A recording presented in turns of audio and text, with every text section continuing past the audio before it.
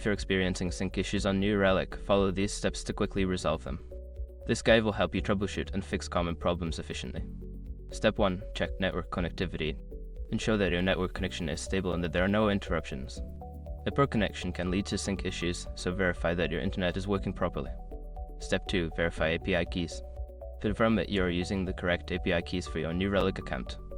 Incorrect or expired keys can prevent successful data synchronization. Check your account settings for the right keys. Step 3. Update the New Relic agent. Make sure that you are using the latest version of the New Relic agent. Outdated agents may have bugs or compatibility issues that can cause sync problems. Update to the latest version as needed. Step 4. Review configuration settings. Examine your configuration settings in New Relic to ensure they are set up correctly. Incorrect settings can lead to data not syncing properly. Adjust any misconfigured options as necessary. Step 5. Monitor for errors. Keep an eye on the logs and error messages in New Relic. These can provide valuable insights into what might be causing the sync issues. Address any errors you find to improve synchronization. By following these steps, you should be able to resolve sync issues on New Relic quickly. Regular maintenance and monitoring can help prevent future problems.